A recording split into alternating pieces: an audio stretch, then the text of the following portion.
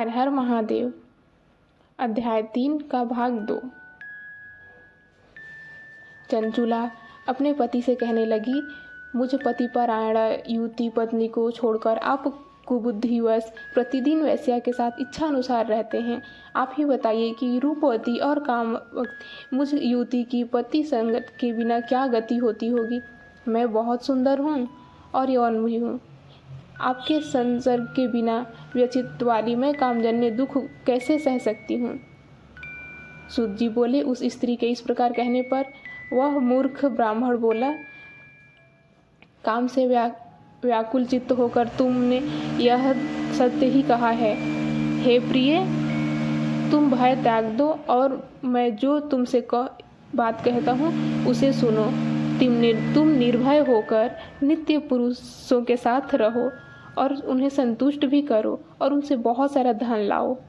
वह सारा धन वेश्या के प्रति आसक्त मन वाले मुझको दे देना। इससे तुम्हारा और मेरा दोनों का ही स्वार्थ पूरा हो जाएगा। सूत जी बोले, पति का यह वचन सुनकर उसकी पत्नी चंचुला प्रसन्न होकर उसकी कही बात मान ली और उन दोनों दुराचारी पति पत्नी ने इस प्रकार समझौता कर लिया और वे दोनों निर्भय चित्त से कुकर्म में लगे रहे। इस तरह दुराचार में डूबे हुए उन मूढ़ चित्त वाले पति पत्नी का बहुत सा समय बीत गया। इसके बाद शूद्रजीतीय वेश्या का पति बना हुआ वह दूषित बुद्धि वाला दुष्ट ब्राह्मण बिंदु समय अनुसार मृत्यु को प्राप्त हो गया और नरक में चला गया। बहुत दिनों तक नरक के दुख भोग कर वह मूढ़ बुद्धि पापी विंध्य पर्वत पर भयंकर पिशाच हुआ। इधर उस दुराचारी पति बिंदु के मर जाने पर वह मूढ़ हृदया चंचुला बहुत समय तक पुत्रों के साथ अपने घर में रही। इस प्रकार प्रेम पूर्वक कामासक्त होकर जारों के साथ विहार करती हुई उस चंचुला नामक स्त्री का कुछ यौवन समय के साथ ढलने लगा।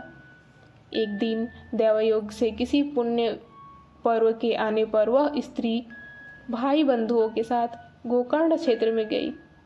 तीर्थयात्रियों के संग से उसने भी उस समय जाकर किसी तीर्थ के जल में स्नान कर लिया। इसके बाद वह साधारणतया बंधुजनों के साथ यत्र तत्र घूमने लगी। किसी देव मंदिर में उसने एक दैवज्ञ ब्राह्मण के मुख से भगवान शिव की परम पवित्र और मंगलकारिणी उत्तम पौराणिक कथा सुन ली। जो स्त्रियां पर पुरुषों के साथ व्यभिचार करती हैं, वे मरने के बाद जब यमलोक में जाती हैं तब यमराज के दूत उनकी योनि में तपे हुए लोहे का परिघ डालते हैं। पौराणिक ब्राह्मण के मुख से यह वैराग्य बढ़ाने वाली और सुनकर चंचुला भय से व्याकुल होकर डर गई और कांपने लगी। जब कथा समाप्त हुई और लोग वहां से बाहर चले गए तब वह डरी हुई एकांत में शिव पुराण की कथा बाँचने वाले उस ब्राह्मण से कहने लगी। चंचला बोली, ब्राह्मण, मैं अपने धर्म को नहीं जानती थी, इसलिए मेरे द्वारा बड़ा दुराचार हुआ है।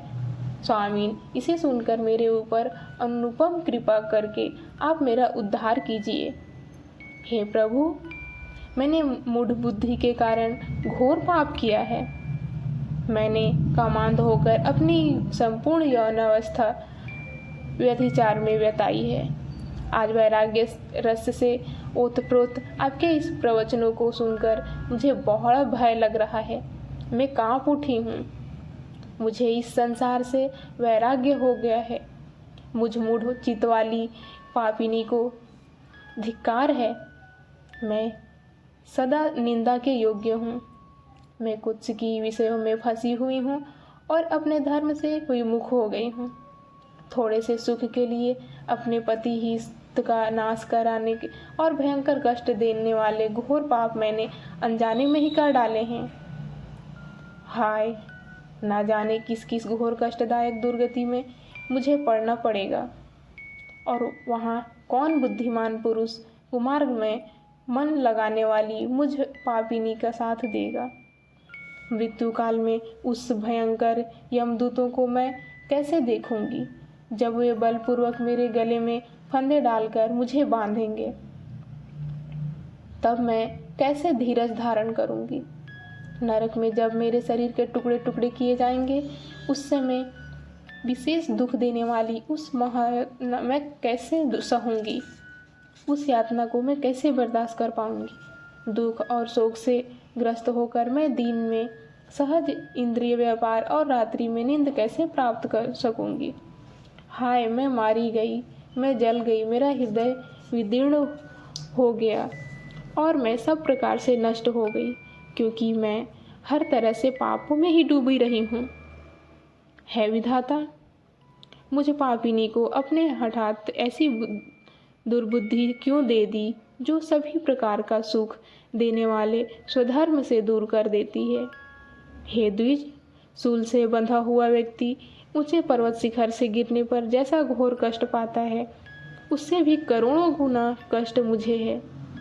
सैकड़ों अश्वमेध यज्ञ करके या सैकड़ों वर्षों तक गंगा स्नान करने पर भी मेरे घोर पापों की शुद्धि संभव नहीं दिखती। मैं क्या करूं, कहाँ जाऊं, किसका आश्रय लूं? मुझ नरकगामिनी इस संसार में कौन रक्षा करेगा मेरा? हे ब्राह्मण, आप ही मेरे गुरु हैं, आप ही माता और आप ही मेरे पिता हैं। आपकी शरण में आई हुई मुझ दीन अबाल का उद्धार कीजिए, उद्धार कीजिए। सूत जी बोले, हे शौनक, इस प्रकार खेद और वैराग्य से युक्त उस चंचुला उस ब्राह्मण के चरणों में गिर पड़ी। तब उन बुद्धिमान ब्राह्मण ने कृपापूर्वक उसे उठाकर और उसे समझाया। इसके आगे की कथा चौथे अध्याय में देखेंगे। हर हर महादेव।